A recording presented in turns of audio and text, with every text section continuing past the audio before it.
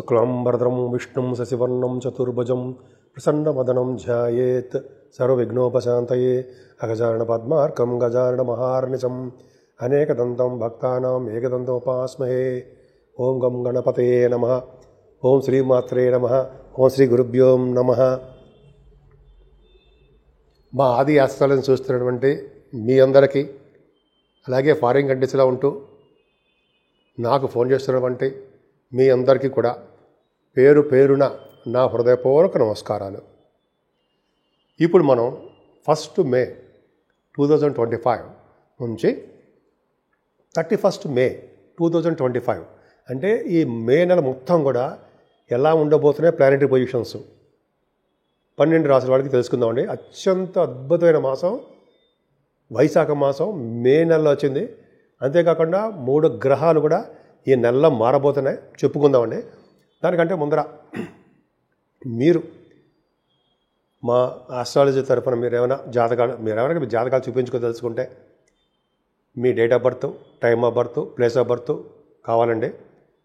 నేనే స్వయంగా చూస్తాను జాతకాలు.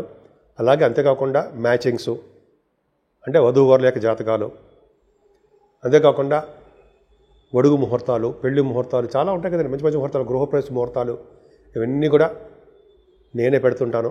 35 years ఆఫ్ ఎక్స్పీరియన్స్ నాకుంది. ఇది మీ వాదినారాయణరావు. మీకు కావాలంటే 7075389589 ఫోన్ చేయొచ్చు, నేనే లిఫ్ట్ చేస్తా. ఒకవేళ ఈ షూటింగ్స్లోనూ వీటిలో బిజీలో ఉంటే మీరు ఏమనుకోవద్దు, మీరు నాకు వాట్సాప్ పెట్టండి. 7075389589 నా సెల్ నెంబర్ అనమాట. అంతేకాకుండా అండి, మీకు నా వీడియోలు బాగా నచ్చాయని అనుకుంటున్నాను. ఒకవేళ నచ్చితే మీరు లైక్ చేయండి, షేర్ చేయండి, అలాగే సబ్స్క్రైబ్ చేయండి. ఇప్పుడు మనం మకర రాశి గురించి తెలుసుకుందామండి. మకర రాశి వారికి భయపడాల్సిన అవసరం ఏమీ లేదు, చాలా చాలా బాగుంది. అందులోనూ 15 అంటే 19వ తారీఖు నుంచి ద్వితీయ భావంలో గురుడు రావడం వలన, గురు దృష్టి కూడా ద్వితీయ భావానికి ఉండడం వలన రాహు వలన వచ్చే దోషాలు చిన్నపాటిగా ఉండడం తప్ప ఇబ్బంది పడాల్సిన అవసరం లేదు. ఎందుకంటే ఫైనాన్షియల్గా మీకు ఎప్పుడు బాగానే ఉంటుంది. ద్వితీయ భావంలో ఉన్న రాహు ఏం చేస్తాడంటే ధనాన్ని ఇస్తాడు, కానీ పెద్దవాళ్ళతోటి, తన స్నేహితులతోటి, కొంతమందితోటి కొద్దిగా తగాదాలు కానీ చిన్న మనస్పర్ధలు రావడానికి అవకాశాలు ఇప్పిస్తాడు, అంతే. మనం జాగ్రత్త పడి సరిపోతుంది. మకర రాశి వారికి బుధ శుక్రులు, శని రాహువులు 19వ తారీఖు వరకు శనితో కాసిన రాహు ఉంటాడండి. చాలా బ్యూటిఫుల్, చాలా మంచిది. అంటే శని రాహువుల కాంబినేషన్ ఎక్స్ట్రాడినరీ, బ్రహ్మాండంగా తిరగడము, వాళ్ళకి ఏది లోటు లేకుండా ఉండడము, మంచి మంచి ఐడియాలు రావడము, ధైర్యంగా ఉండడము, తన తోబుట్టుల చెల్లెలకి మంచి అభివృద్ధికరంగా ఉండడము, వాహనాలే కొనుక్కుంటారండి ఎక్కువగా. పైగా బుధ శుక్రులు కూడా కాంబినేషన్ 3వ భావం ఉండడం వల్ల ప్రయాణాలు చేస్తారు. చెల్లెళ్ళకి చాలా బాగుంటుందండి వాళ్ళకి. రాహు కూడా 3వ భావంలో ఉంటే విశేష సంపదలు, కమ్యూనికేషన్ స్కిల్స్ని పెంచుతూ ఉంటాడు. యాక్చువల్గా 4th భావంలో రవితో కలిసి బుధుడు 7th నుంచి 15th వరకు ఉంటారండి. వాళ్ళ కాంబినేషన్ బాగుంటుంది. 4th భావంలో రవి ఉన్నారంటే ఆస్ట్రాలజర్స్కి బాగుంటుంది. జాతక బ్రహ్మలో చదువు విషయంలో బ్రహ్మాండంగా రాణిస్తారు. ఫైనాన్స్ అండ్ అకౌంట్స్ బ్రహ్మాండంగా ఉంటుంది. వాహన యోగము, గృహయోగము, మీ తల్లిగారికి ఆరోగ్య పరిస్థితి బ్రహ్మాండంగా ఉండడము, విద్యలో ఆటంకాలు కలగకుండా బాగా రాణించడము, ముఖ్యంగా వ్యవసాయదారులకి పంట పొలాల్లో లాభాలు అంటారు, ధనం అధికంగా రావడానికి అవకాశాలు ఉన్నాయి. 4th భావంలో రవి అంటే వాహనాన్ని ఖచ్చితంగా ఇస్తారని నా ఉద్దేశం. ఏదైనా పంచమస్థానంలో రవి ఇస్తున్నాడండి. 15వ తారీఖు నుంచి 23వ తారీఖు నుంచి బుధుడు ఉంటాడు. సరే, అది పక్కన పెడితే రవి పంచమాలు ఉండడం వల్ల ఏంటి, యాక్చువల్ అండి అష్టమాధిపతి కూడా అయ్యాడు ఆయన. ఏదేమైనా రవి పంచమస్థానంలో ఉండడం వల్ల ఒక్క పుత్రుడు యోగం ఉంటుందండి. పుత్రయోగం ఒక్కళ్ళు ఉంటారు. అది కూడా లగ్నం ప్రకారం అయితే జనరల్గా జరుగుతుంది. లగ్నం ప్రకారం దేవతానుగ్రహం వల్ల, దేవుడి యొక్క ప్రభావం వల్ల, మీరు చేసినటువంటి పూజలు పుణ్యాలు వలన సంతానం కలగడానికి అవకాశం ఒక్క పుత్రుడు ఉంటాడు. ఒక్క పుత్రుడే మిగతా వాళ్ళు ఉంటారంటే సంతానం ఆడపిల్లలు కూడా ఉంటారు. అంతేకాకుండా పంచమస్థానం రవి ఉండడం వల్ల నేమ్ అండ్ ఫేమ్ రావడము, స్పెక్యులేషన్లో కూడా మీకు రాణించడము, స్టాక్ మార్కెట్లో కూడా పర్వాలేదు అనిపించుకోవడము, డబ్బులు వస్తాయి, ఫైనాన్షియల్గా ఉంటాయి. మంత్రి పదవులు రావడము, గాయత్రి మంత్రసిద్ధి కలగడము, మంచి మంచి ఆలోచనలు రావడం జరుగుతుందండి. ఏదైనా 6వ భావంలో గురుడు అంత మంచివాడు కాదనుకుంటాం, కానీ మంచివాడేనండి. ఎందుకంటే మీకు 3వ ఇంటి వాడు 12వ ఇంటి వాడులో ఉండేవాడు 6వ భావంలో గురుడు కూడా సౌఖ్యాన్ని కలిగిస్తూ ఉంటాడు. లా సంబంధించిన వ్యవహారాల్లో మీకు విజయం కలిగించేట్టు చేస్తూ ఉంటాడు. ముఖ్యంగా మీ మేనమామలకు బాగుంటుంది.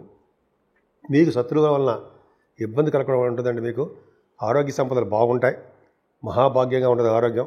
అలాగే మీకు మీలో కొంతమందికి సంతానం కాదండి, సేవకాజనం చెప్పుకుందాం. సేవకాజనం ఉండడానికి అవకాశం ఉంది. ఏమైనా సప్తమ స్థానంలో కుజుడు ఉండడం తప్పండి.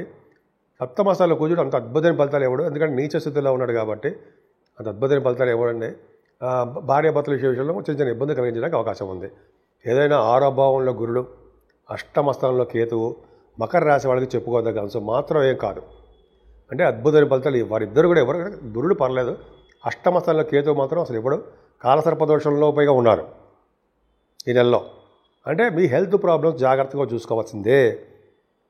లా సంబంధించిన వ్యవహారాల్లో ఉంటే అది కొంచెం ప్రాబ్లమ్స్ రావడము, అదే మీకు రావాల్సిన సంపదలు సరిగ్గా రాలేకపోవడము, ఎంతో ట్రై చేస్తుంటారు, అవన్నీ రాలేకపోవడం జరుగుతుంది.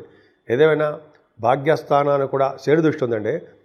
అష్టమ స్థానం బాగాలేదు, భాగ్యస్థానం కూడా అక్కడ బాగాలేదు.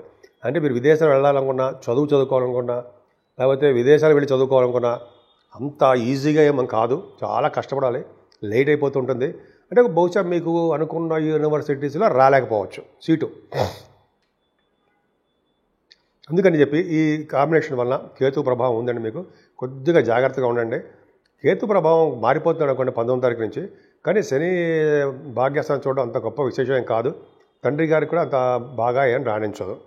కాకపోతే ఏంటంటే మీ రాశి వారికి భాగ్యస్థానానికి అంటే మీ రాశి గురుదృష్టి ఉండడం వల్ల కొద్దిగా బాగానే ఉండడానికి అవకాశం ఉందండి. భాగ్యస్థానం కదా దశమస్థానం పెడుతుంది, దశమస్థానానికి బాగుంది. అదే భాగ్యస్థానానికి తండ్రి గారికి బాగాలేదు కాబట్టి దశమస్థానానికి గురుదృష్టి ఉంది. అంటే మీ చేస్తున్న ఉద్యోగాల్లో నిలదొక్కుంటారు. ఈ సాఫ్ట్వేర్ రంగ ఉద్యోగాలు ఉన్నా, లేకపోతే ఏ రంగంలో ఉద్యోగాలు ఉన్నా, గవర్నమెంట్ ప్రొఫెషన్ ఉన్నా, ఆడవాళ్ళకి చెప్పేదాకా అంశం అంటే ఇదేనండి, మీకు ఉద్యోగాల భద్రత ఉంటుంది. ముఖ్యంగా బ్యాంకింగ్ రంగంలో కానీ, విద్యా సంస్థల్లో కానీ, ఇట్లాగా ఆడిటర్స్లో కానీ మీకు బాగా సంపద పెరగడానికి అవకాశం ఉంది. ఏదైనా 12వ భావానికి కూడా గురుదృష్టి ఉందండి. అంటే మీకు సన్మానాలు జరగడము, విదేశాలు వెళ్ళడము, మంచి మంచి వాటికి ధన ఖర్చు చేయడము, ఇవన్నీ మీకు జరుగుతున్నాయి. ఏమైనా మీ రాశి వాళ్ళకి కాలసర్పదోషంలో ప్లానెట్స్ అని ఉన్నాయండి, అంత మంచిది మాత్రం కాదు. రాహుకేతుల మధ్యలో ఉండడం అనేది గొప్ప విశేషం కాదు. కానీ అందుకని మనం శ్రీకాళహస్తికి వెళ్ళడము, స్వామివారికి రాహుకేతులకు పూజ చేయించుకోవడం వలన, అలాగే మన ఊళ్ళల్లోనే రాహుకేతులు పూజ చేయించుకోవడం వలన, అమ్మవారికి కుంకుమ పూజ లేకపోతే చండీ హోమం చేయించుకోవడం వలన, అంతేకాదండి మీకు ఒక సుబ్రహ్మణ్య స్వామి అంటే సుబ్రహ్మణ్య స్వామి ఆరాధన చేసుకోవాలి. కుజుడు నీచస్థితిలో ఉండడం వల్ల సర్పదోషం కూడా ఉంది. ఇది రాహుకేతు సర్పదోషంలో ఉందో, కుజుడికి సర్పదోషమే నీచస్థితిలో ఉండడం వల్ల. దానివల్ల ఏమవుతుందంటే చిన్న చిన్న ప్రాబ్లమ్స్ వస్తాయి. అందుకనే మోపిదేవులు ఒకవేళ వీరుంటే మోపిదేవులు నాగప్రతిష్ఠ చేయించుకోండి, లేదా మన ఊళ్ళోనే సుబ్రహ్మణ్య స్వామి ఆరాధన చేసుకుంటూ ఉంటే, సుబ్రహ్మణ్య స్వామి పూజలు చేసుకుంటూ ఉంటే మనకి ఎటువంటి కష్టాలు రాకుండా అన్ని రంగాల్లోనూ ముందంజలు ఉండేటి చేయడము, అంతేకాని వివాహాది వేడుకలు కూడా మీ ఇంట్లో జరిగేటి చేయడానికి అవకాశాలు ఎక్కువ ఉన్నాయి.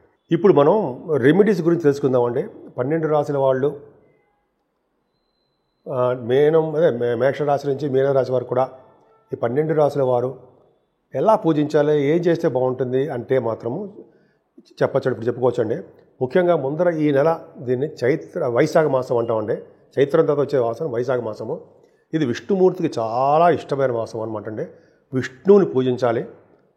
అంతేకాకుండా 8వ తారీఖుని మనకి అన్నవరం సత్యనారాయణ స్వామి వారికి కళ్యాణం జరగబోతుంది.